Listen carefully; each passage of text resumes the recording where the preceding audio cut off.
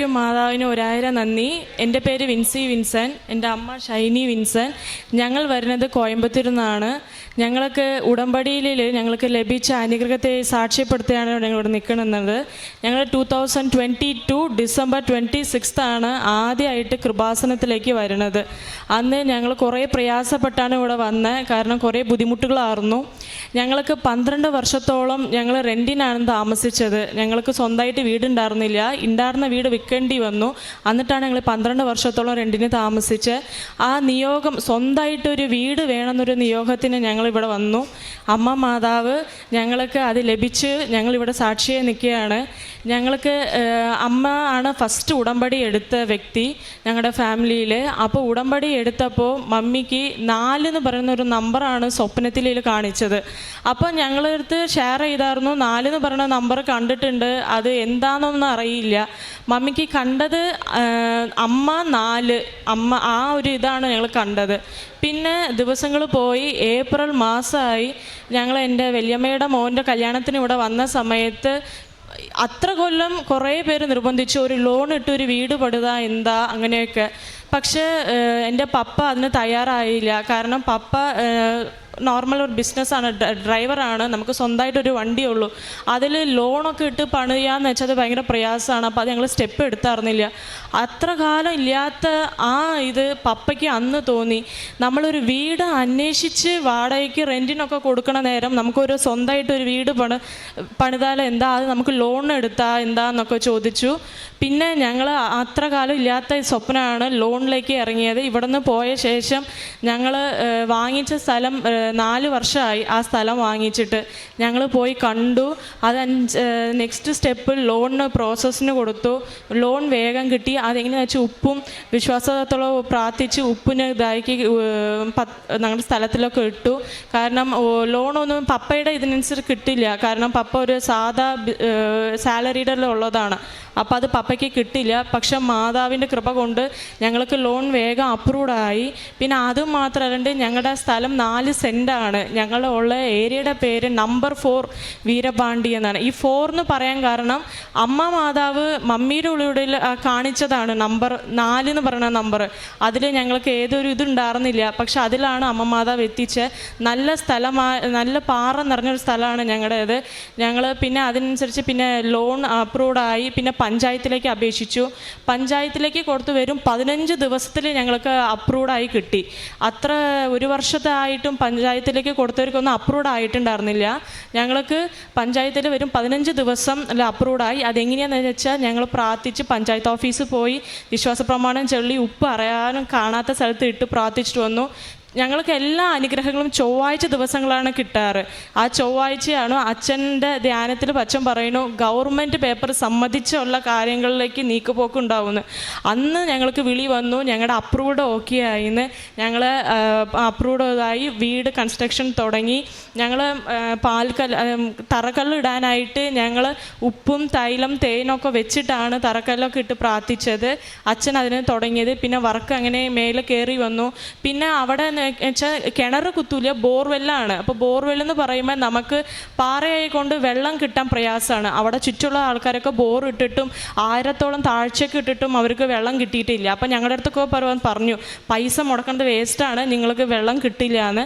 പക്ഷേ അമ്മ ഞങ്ങൾ വിശ്വാസത്തോടെ ഞങ്ങൾ പ്രാർത്ഥിച്ച് ഉപ്പും തൈലം തേനൊക്കെ ഇട്ട് വെള്ളം ഞാൻ നോക്കിയപ്പോൾ 360 അടി താഴ്ചയിൽ ഞങ്ങൾക്ക് വെള്ളം കിട്ടുമെന്ന് പറഞ്ഞു. അതേപോലെ 360 അടിയിൽ ഇനിയും കുറച്ചുകൂടെ ഇറക്കി 400 അടിയിൽ ഞങ്ങൾക്ക് വെള്ളം കിട്ടി.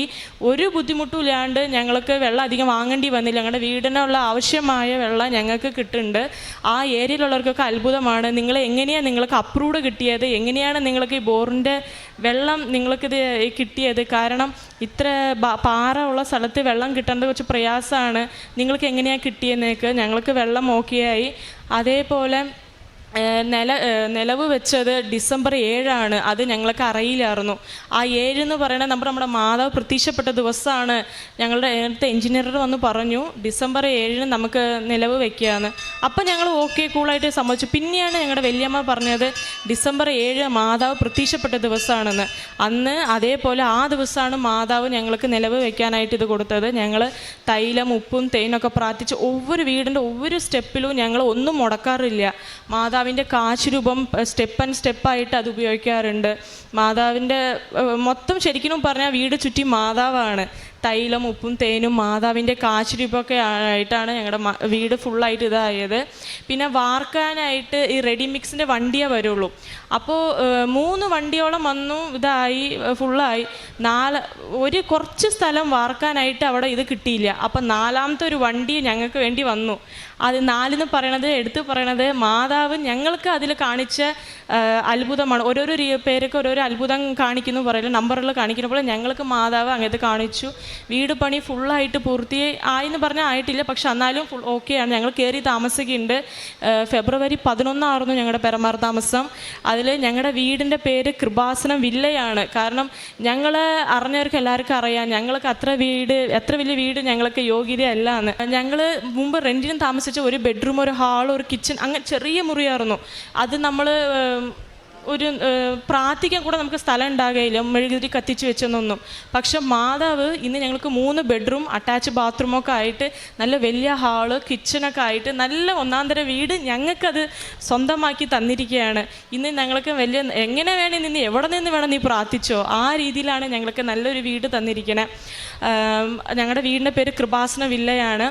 ഞങ്ങളുടെ വീട്ടിൻ്റെ താക്കോലാണ്. ഇതിനാണ് ഞങ്ങൾ കൂടുതലായിട്ട് ആഗ്രഹിച്ചത്. സ്വന്തമായിട്ട് ഒരു വീടിന് വേണ്ടി ഞങ്ങൾ കുറേ ആഗ്രഹിച്ചു.